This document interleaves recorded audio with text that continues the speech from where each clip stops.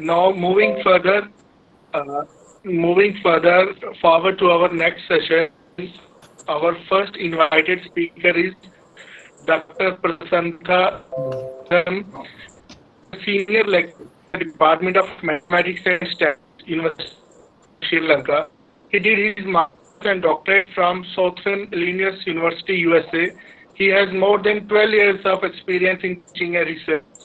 Dr. Prasanthana is a highly cited author and has published many research papers in national and international journals of repute. I don't know. You, sir, in final conference and request you to present your talk. Thank you. How Thank are you, you. sir? Dr. Thank you Prasanthana. very much. Can you hear me now? Yes, you're audible. Okay, thank you. So let me share my presentation. All right, so thank you, ladies and gentlemen, and thank you for the introduction. So now I'm ready to start my presentation. So first of all, I sincerely want to thank Dr. Anto for communicating with me and inviting me to give this talk. So in relation to the other two special guest talks in the morning, they are more about the applications of mathematics in general. So here in my talk, I pretty much want to focus on a specific application of mathematics in some kind of a engineering related field. So the headline of my talk is some new approaches in computing matrix upper bounds for the solution of continuous coupled algebraic Riccati equation.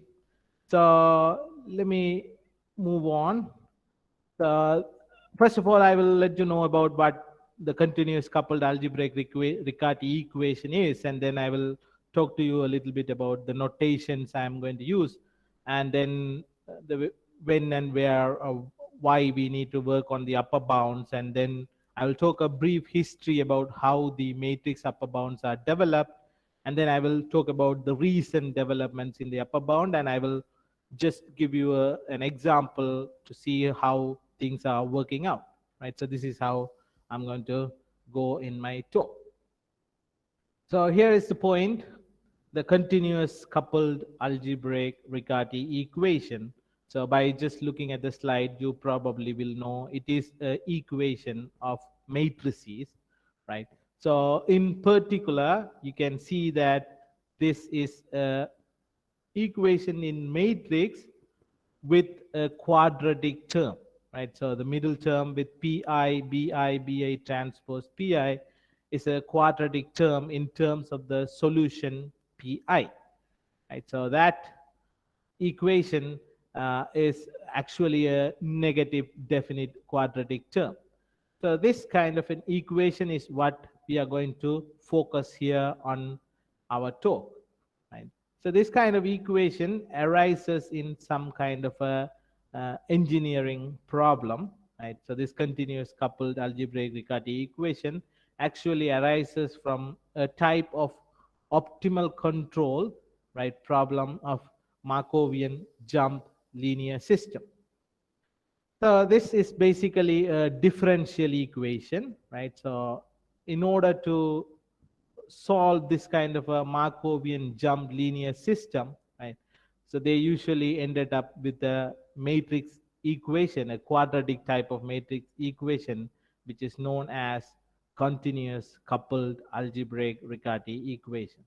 Right? So here in engineering terms, the state vector xt is something they wanted to get, right? So that is the kind of a system, differential equation system they are trying to solve here, right? So here the matrices bi's are referred as control matrices. These matrices are going to play a important role in the recent developments of the upper bound computation, right? So I will come back to that later again, but just to introduce you here that bi is known as a control matrix, and this plays some kind of an important role in the development.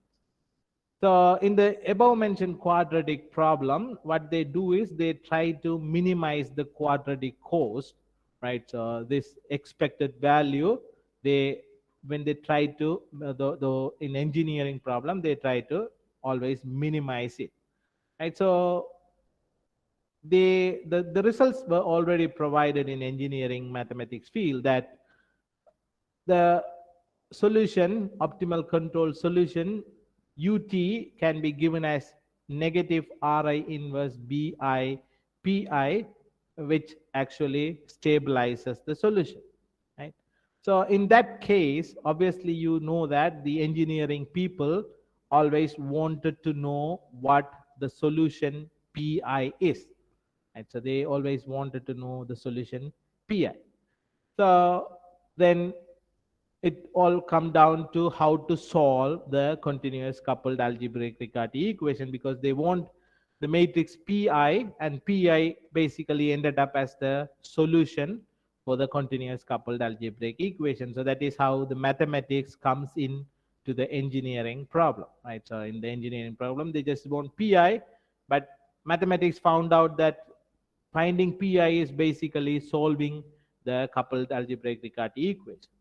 But again, before moving on to the notations, let me tell you that in this continuous coupled algebraic Riccati equation, the interesting fact is the solutions are supposed to be positive definite or positive semi-definite, respectively, right? So that is why we are introducing this kind of notation, right, to represent positive definite. So whenever you see this kind of notation in my presentation, you probably should know that it means the positive definite, right? In comparison, the greater or equal to sign is just means the regular greater or equal to sign, right?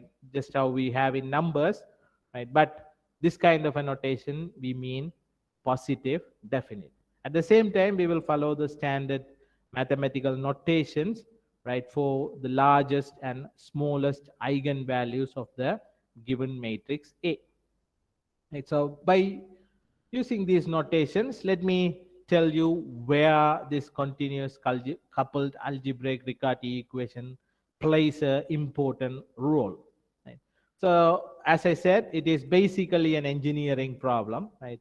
So jump linear quadratic control, time delay system control design, and stabilization problems, as well as linear quadratic optimization problems, are few of the engineering problems where you may need to solve, or you may need to find the positive definite stabilizing solution of a continuous coupled algebraic equation in order to work further on those engineering problems.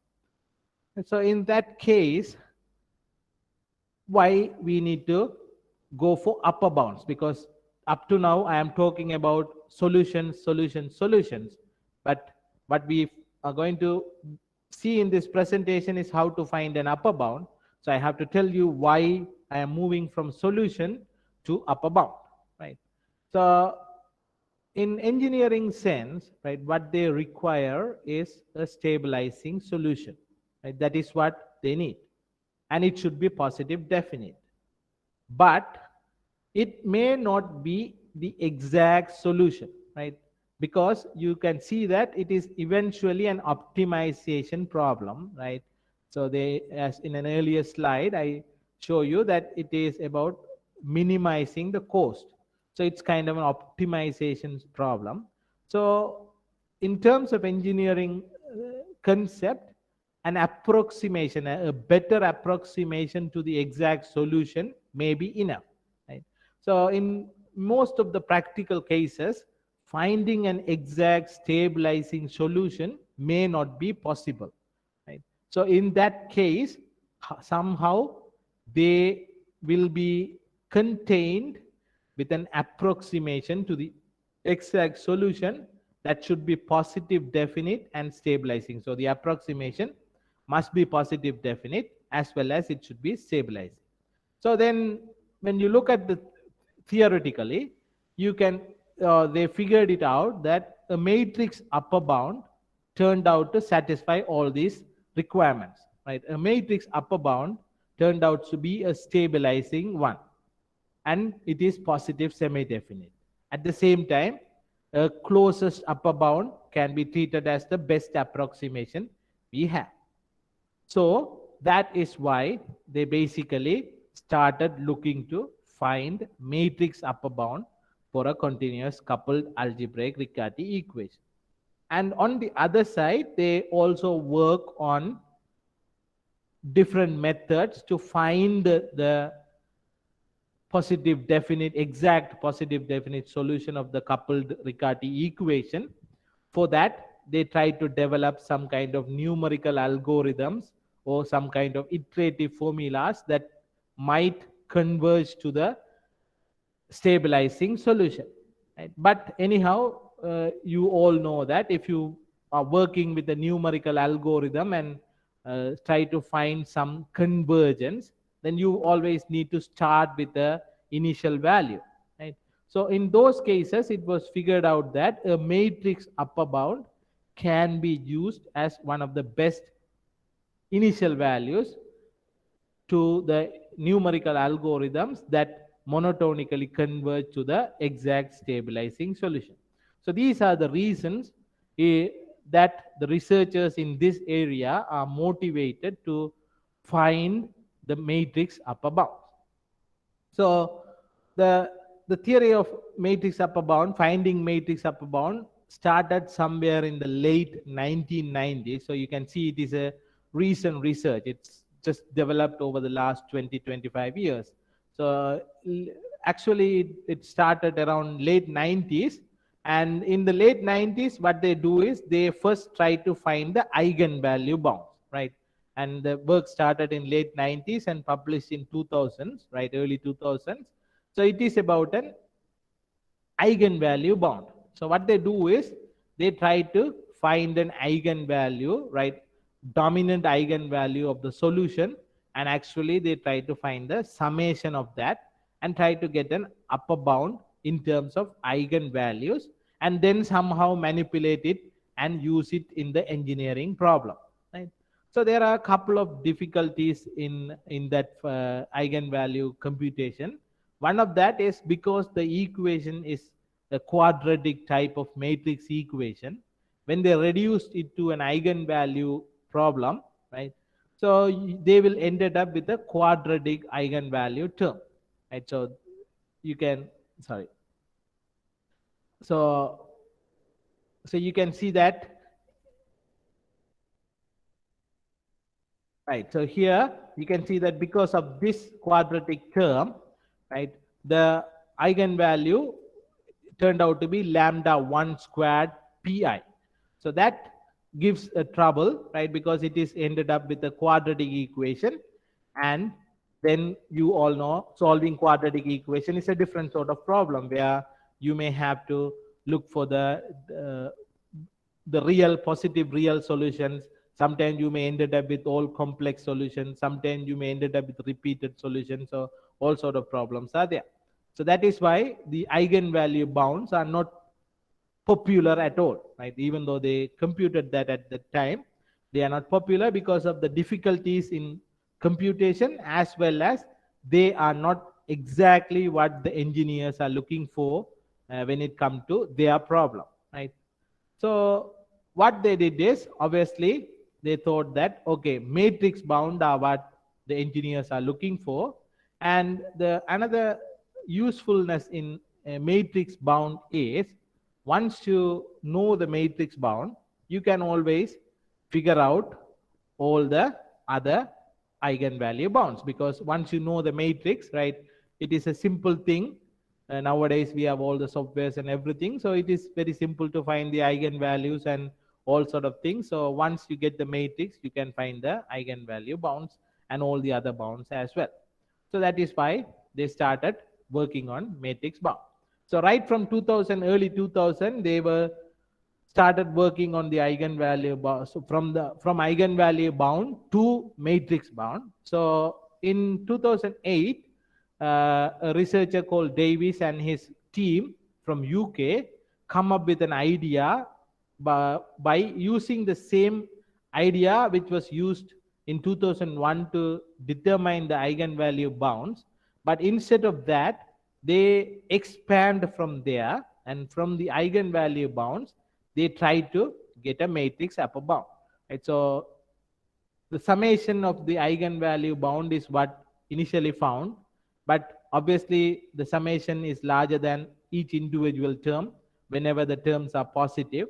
So then they can use that same bound as the bound for the individual dominant eigenvalue, and from that individual dominant eigenvalue they can immediately obtain a matrix upper bound. So that is what they did in 2008. But again there was a problem, right? Because always there is a quadratic term. As I show you in the first slide, the continuous coupled algebraic Riccati equation has a quadratic term.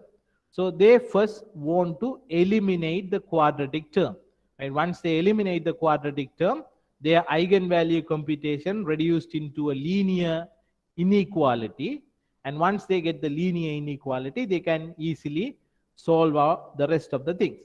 So for that they set up an assumption, right? So the coefficient matrix AIs and BIs, now you see that this BI is the control matrix which I mentioned in the second or third slide, right? So they put on a restriction in terms of the coefficient matrix and the control matrix. So what they did is they say that they can always find a constant alpha I such that this inequality number 3 holds, right? So this in terms of positive definite sense, right? Not inequality, the inequality in terms of positive definite sense. So then from this they somehow have this kind of a relationship, and then what they did is they modify the continuous coupled algebraic Riccati equation by and apply this kind of an inequality to get rid of the quadratic term, right? The negative definite quadratic term, and then reduced it to into a inequality, right? So in that sense what they do is, because there is a coupled case, right, you will have n matrix equation. So for each matrix equation they reduced it to into a linear inequality, right? So in terms of dominant eigenvalues, right, lambda 1 p1 and here lambda 1 pj's, right? So for each dominant eigenvalue they get a matrix inequality in terms of other dominant eigenvalues, right? So this basically n inequalities coupled together. So from here they ended up with a trouble, because again here they have any inequalities, but every inequality has a dominant eigenvalue of one solution governed by the dominant eigenvalue of the other solution. So there is still the couple is there. They only get rid of the quadratic part, but the coupling is still there. They are unable to get rid of the coupling part. So what they do is they sum all these inequalities together and get one inequality in terms of summation of eigenvalues, right? And then they try to develop a matrix upper bound. So what happened is, so this inequality is the system of n inequalities is the problem for them at that point. But what they did is they just sum it up and work it on. So next they try, the other people who are working on that research, that is actually myself and my advisor, right? So when we started working on this, we tried to figure out how we can improve this part, right? The solving the n inequalities of dominant eigenvalues.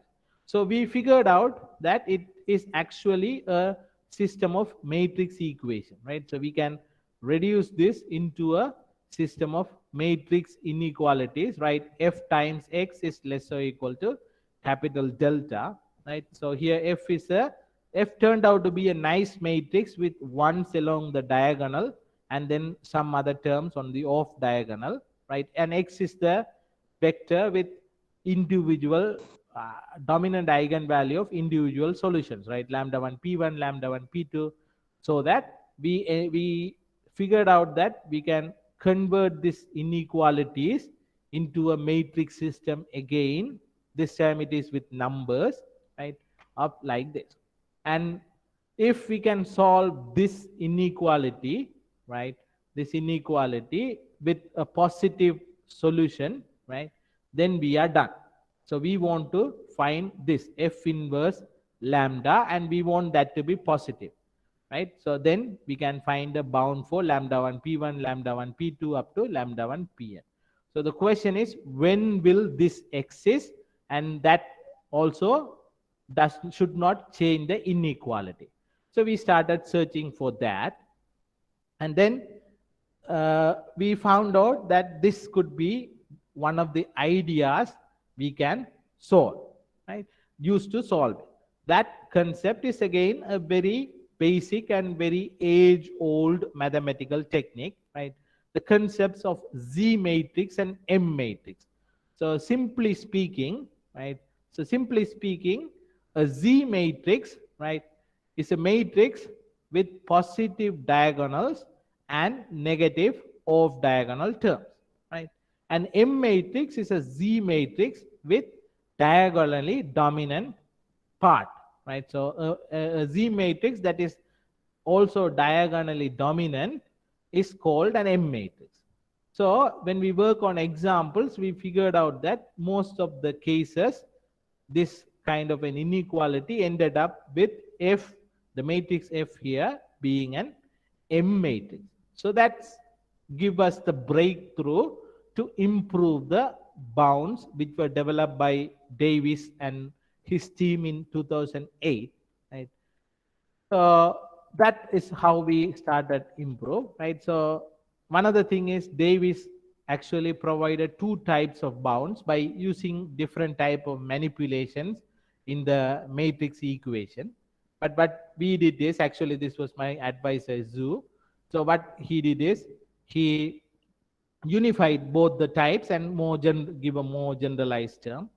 And Davis again, they actually find a bound for the individual dominant eigenvalue by using a summation, right? And then it's a summation inequality what they solve. But here we just say that if the coefficient matrix we have at the inequality term is an M matrix, then we can easily solve the inequality and get a less restrictive bound. So in a way, this 2013 paper of my advisor and us, it was kind of a big breakthrough in that area. So we developed that kind of a results. But there was still a drawback in our paper on 2013, that is on the first restriction, right? So this restriction is a restriction which was placed by Davis in 2008 and his team, and we kind of keep the same restriction, because the only improvement we did in 2013 is the way the improvement is on the way how we solve the inequalities. But here we, on that time, we did not touch the this common the general assumption. But later on, when we dig deep into the engineering problems, we figured out one thing, right? This BI, which is the control matrix in the engineering problem, kind of give trouble in most of the cases, in some of the cases, not generally most, in some of the cases, especially in very important cases, because of the rank deficiency, right? This BI is not necessarily a square matrix, right? You can see that it is not a square matrix, but all the others are square matrix. But BI can be a column matrix, right? So in that case, BI can be rank deficient, right? And if the rank of the matrix BI is smaller than the rank of the matrix AI, right, then we ended up with trouble.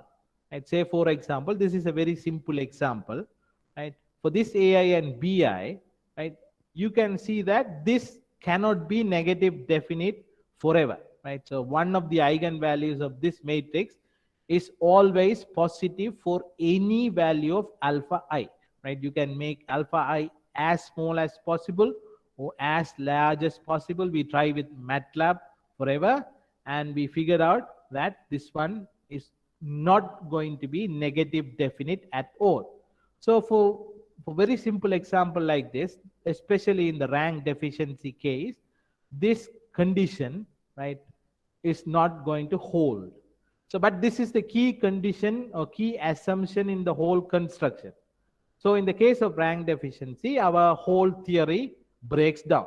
So we wanted to fix it. We wanted to fix it and make it a more generalized one that can be used in any cases.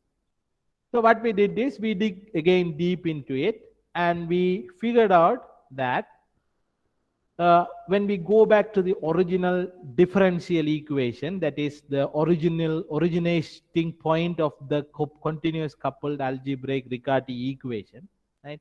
So in that part, we see that the stabilizability condition turned out to be an important part in the existence and uniqueness of a positive definite solution of the continuous coupled algebraic Riccati equation. Actually, it is the necessary and sufficient condition for the, it is actually a part of the necessary and sufficient condition for the existence of the solution, the stabilizing solution of the for the differential equation as well. Right? So it actually come from the engineering part. Right?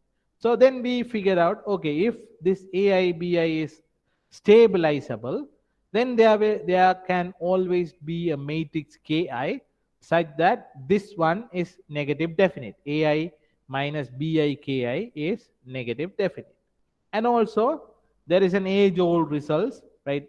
This one in 1995 book I called it, but this was a very old result. It's a Lyapunov theorem, very famous Lyapunov theorem in matrix theory, right? This talks about a Lyapunov equation where the coefficient matrices are negative definite. So we see that using the stabilizability and Lyapunov theorem, we can easily replace the key condition.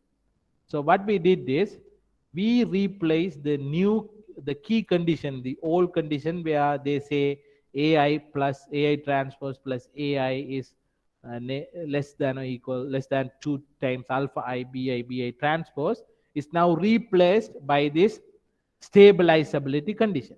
So here the good thing about this stabilizability condition is you can see that we are looking for an upper bound that should be a stabilizing one, right? And upper bound exists only when stabilizing positive definite solution exists, right? Otherwise there will be no point of having an upper bound, right? So only when you have a positive definite stabilizing solution only, then you can start talking about upper bound for that, right? So if that does not exist, nothing else worth. So obviously for all the problems that will have an upper bound, so that should have a positive definite solution. So the stabilizability condition should hold. So this condition will always work for any continuous coupled algebraic Riccati equation that or has a positive definite solution, right? As long as the equation has a solution, our key assumption will always work. So what we did is we tried to replace the previous key assumption with this kind of an assumption, right? So this is what we did in 2016. Now we are getting a little more mathematical, right? I just want to show how we did this thing by using the matrix techniques, right? We just use very basic elementary techniques of positive definiteness and some matrix identities, right? So what we did is, so here we first have to figure out one solution hi for the Lyapunov equation, right? Because when the stabilizability comes, we use the Lyapunov condition, right?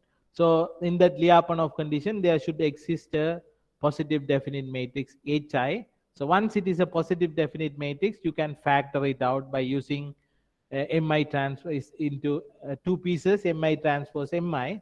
So by multiplying suitable terms from front and back, we rewrite the matrix continuous coupled algebraic Riccati equation into a slightly different pattern, but still we are keeping the form, right? So you can see that equation 6 It is still in the form of a continuous coupled algebraic Riccati equation, but we just multiply by some extra terms. So as I told you often again and again, this quadratic term is the problem, right? So we have to get rid of the quadratic term. So in the earlier works, what they did is they tried to get rid of the quadratic term by using their key assumption. So here, what we did is we tried to get rid of the quadratic term by using our key assumption. This Ki matrix is something we brought in, and this Mi matrix is something we brought in. So we break this quadratic term into something which can be uh, used to eliminate that and get into some kind of a linear term, right? So what we did is, we by using this identity, we reduce the continuous coupled algebraic Riccati equation into some kind of a inequality in the term, in the positive definite sense, right? So we rewrite this matrix equation in some kind of an inequality in terms of positive definite sense, right? So once we do that, we somehow need to modify that. So again, we use another kind of matrix identity, right? So this is again quite often used matrix identity, right? So to rewrite some kind of a matrix equation, right? So what we did is we convert our matrix inequality into another type of more convenient matrix inequality. So once we do that, right, so here you can see that this term has Ci transpose here and here. These are kind of uh, uh, terms that can be invertible, right? So once you invert that to the other side, you will end up with the matrix inequality in terms of positive definite sense with Pi tildes and Pj tildes separately. And then we use the eigenvalue, dominant eigenvalue properties, right? So we try to reduce this by using the dominant eigenvalue property. So here we use the dominant eigenvalue property, and again one more time we apply the dominant eigenvalue property. So the nice thing here is, once we reduce everything, right, so you can see that what we did is we can separate lambda 1 Pi tilde separately, and we can separate the lambda 1 Pj tildes, the other 2, 3, 4, 5 and all the others separately, and the terms without Pi and Pj's separately, so that we are able to get some coefficient matrix that will look like the way M matrix will look like, right? So what we did is we reduce that inequality into an F matrix, right? So here you can see that the diagonal terms are all 1, right? And off diagonal terms are all negative, right? Because of this part, right? Ci tilde transpose plus Ci tilde, except that everything else turned out to be a positive definite term. Only this part turned out to be a negative definite term. So in that case, all the off diagonal elements are negative and diagonal elements are positive 1. And also the right hand side, the term on the right hand side of the inequality are all positive, because there is a minus in front, and here you have a negative definite part. So altogether it turned out to be positive. So this gives us some kind of an interesting information. But again, here in this equation, you can see that I have tildes, I have Mi, Mj, and all these things. And these are the things we developed, right? So we introduced these terms. But in the original equation, we don't have these terms. In the original equation, we have Ai, Bi's, and Hi's. So what we did is we somehow able to write the matrix or the terms in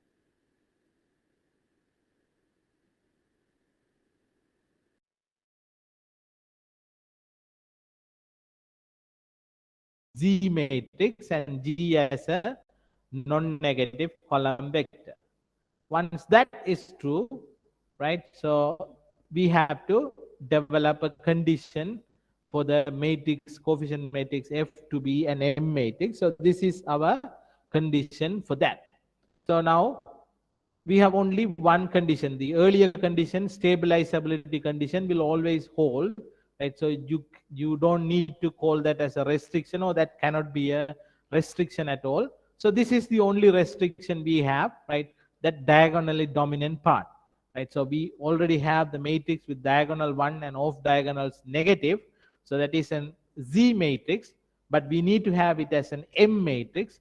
So obviously you need to have the diagonally dominant condition. So only condition we have in these results, even though I call it as a second condition, but only condition that has to be tested is only this diagonally dominant condition, right? But obviously this diagonally dominant condition is very, very less restrictive than all the other condition that exists in the previous works of other researchers.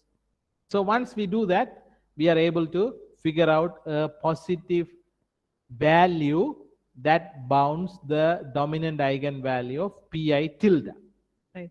Once you know that dominant eigenvalue is dominated by this constant, positive constant, you can plug those positive constants into the eigenvalue relationship you have earlier, right? Very simple.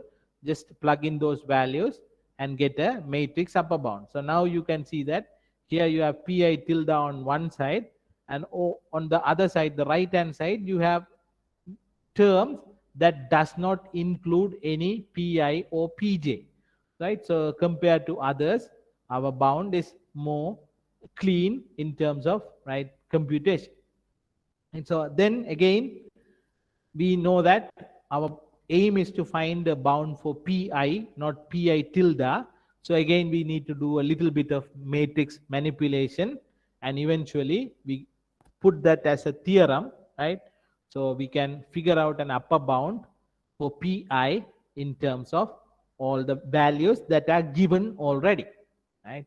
So here the gamma i's and beta i's are something which we have earlier just to unify the upper bounds, because I told you earlier that in Davis paper they actually had two bounds, but then in our 2013 paper what we did is we unified them. So we keep on the same unifying technique here as well. So the key assumption is now replaced and the other assumption is reduced, right? So now this turned out to be our new upper bound. So then what we do is we try to see whether our bound is more general or not, right? Interestingly, even our previous bound that was done in 2013 now turned out to be a special case of our bound, right? So even their key assumption can be matched with our assumption by using a suitable ki. So their results turned out to be a special case of our results, as well as the Davis paper, right? That turned out to be again a special case as well as less restrictive, right? So here are the key points, right? So we told you that the one of the restrictions we have is the positive definiteness restriction, right? So if you look at the earlier theorem number 1, right? So this is the restriction we had, right, for the diagonally dominant part. Actually, we can again simplify this. That is what we did here, right? So what we did here is we simplify that condition and again rewrite that condition in terms of negative definiteness or positive definiteness of a matrix, right? So instead of computing the eigenvalues, we can just verify the positive definiteness or definiteness of the given matrix equation here, and as long as that is negative definite, our restriction holds, right? So that is one. And then again, we verify the unified case, right? And see, we put some extra constants or variables, beta I and gamma I. So we figured out what should be the best possible choices for beta I and gamma I. So we find out that if beta I increases, the tighter bounds are obtained, but beta I can only be increased up to negative of gamma I. So eventually the two coefficients beta and gamma I can come down to one coefficient gamma I, right? And when it comes to computation, right, because theoretically we can develop everything, but important part is numerical examples, right? Because basically this is an engineering problem, so we have to make sure that the computation is not hard. So I told you earlier that our new condition, that the stabilizability condition is converted into a Lyapunov type of equation. So basically, solving a Lyapunov equation is a part of that computation. When it comes to computation, not in theory, but in computation, we have to solve it. So we use this kind of a Lyapunov equation to solve it and get a positive definite HI. Here, rho I can be any number, right? So, but then we ended up with a problem that because we use this rho I here, will this rho I effect anything in, has any effect in our solution? So we proved that actually whatever the value you put for rho I, it is not going to affect our solution. So simply you can put rho I is equal to 1. So in case if you want to find a HI, you just need to solve Ci transpose HI plus HI Ci is equal to negative of identity matrix, and you can use MATLAB to solve it and find out a HI. So that again made the computation simpler. Right. So then after that, what people always do is, even Davis did that, and in our previous paper also we did that. Once we get an upper bound like this, right? So obviously sometimes the upper bound, because of some of the restrictions we had, might be slightly away from the real solution. So we look to see whether there is a room for improvement in the upper bound. So for that, what we did is we kind of use an iterative technique. So once we figured out this is our first upper bound, right, we create an iterative equation, right, by, you can see that it is actually a replication of this upper bound formula, right? So here it is just like an upper bound formula, right? In place of pi, you put a new upper bound, and in place of the zeta i's, the bounds, you put the previous upper bound. So once you figure out the first upper bound by the theorem, you can always iterate again and again and again and get an improved solution, right? We actually, in our paper, proved that this iterative improvement will actually produce a monotonically converging positive definite matrices that all serve as an upper bound for the matrix. So once you improve this, you can get a better approximation for the solution, because in the engineering problem we are always looking for a better approximation. So here is an example, right? So a very simple example I put, right?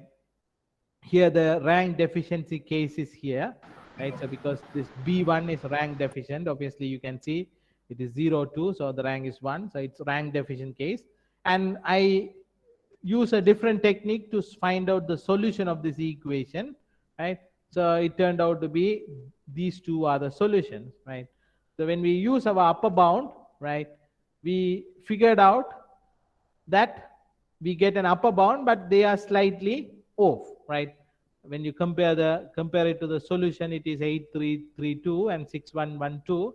You can see that the upper bounds are slightly off, right? But you can always improve that by using the iterative improvement, which I mentioned here, but I did not show the example just because of time, and it will look with lot of numbers, right? So see that, but always the upper bound works, and it will always reduces the solution. Actually, in our example, it get very close to the solution, right? So what are the next things we can do, right? So always, every time when you do a research in mathematics, right? You always need look for how you can improve and what are the future areas you can explore on, right? So one way to look at this is looking at in a completely different fashion. So that is why I put that as a first of the future works, right? What we did in our new work is, our latest work is, we replaced the key condition by the stabilizability condition, right? So that again take the whole thing in a different direction, right? Solving Lyapunov equation and etc., etc., etc. But we can always think of, is there any other way to fix the drawback in the key condition, right? So the drawback comes whenever the control matrix is rank deficient. So we can see, is there any way we can fix it in a different way, right? And the other part is a lower bound, right? Once you have a solution, you can always look for a lower bound. If you have a positive definite solution, here we find the upper bound, right? But there will be lower bounds as well, right? Obviously zero is a lower bound, but you can look for something better than a zero, right? A lower bound. And once you get the lower bound, upper bound, then it might be easier to figure out which one is a better approximation and things like that. So we can try working on similar kind of approach to develop lower bounds as well, right? And then there are other type of Riccati equations, right? Riccati equation is a very vast field, right? We have uncoupled Riccati equation, we have coupled, and in both cases we have uh, uncoupled and coupled, and in both cases we have continuous and discrete, and we have Riccati equation with indefinite quadratic terms as well. So they have their own types of difficulties. So we can try to see whether these kind of ideas can work on those Riccati equations as well. And again, in our results, this latest results, we have some new variables, gamma I, ki, and hi, right? So we still didn't figure out how those things affect our bounds, tightness of a bound. So that can be another area to explore, right? So again, without stabilizability condition, is there any way we can use a different technique to get an upper bound, right? And again, our one of the important part in our research is the coefficient matrix F need to be an M matrix, right? What will happen if it is not an M matrix? Is there any way we can fix the cases where it is not an M matrix and try to solve the inequalities in a different way to get an upper bound for the dominant eigenvalue? These are few of the areas which we can explore in future, and some of them I am working with, right? So just to share my knowledge and share my experience with this, I just post these things, and there are few other ideas as well, right? So these are some of the references I used in my research, right? Just five references just for you to see, and if you are interested, you can read them, right? And finally, just before finish, I want to thank these great organizers, right? The Government Degree College, the Cape Comorian Trust, the Lavender Literature Club, and Cape Comorian Publishers. And again, once again, I wish to thank Mr. Dr. Anto, who search for me and find me and talk to me, keep on talking with me and updating me on this and giving me this opportunity to meet and talk to some new mathematicians which I don't know so far, and very interesting people here. And also the staff and department of Malkand Catholic College, who actually very generous enough to invite me for this talk, and also my co-author and my advisor Jianong Shu for allowing me to explore in the new field, and also the participants, all of you who participate here and interestingly listening to my talk. My humble and sincere thank you for all of you, and wish all the people who are going to present today and tomorrow a very good luck in their presentation as well. And I wish all the best for the conference organizers, and encourage you to continue organizing these kind of conferences to improve knowledge of mathematics everywhere. Thank you. Any questions from participants side? Any questions from participants side? Okay, thank you, sir, for such a nice and informative talk. Yeah, thank you, Dr. Raina. Thank you very much. Thank you for the opportunity. Okay, thank you, sir.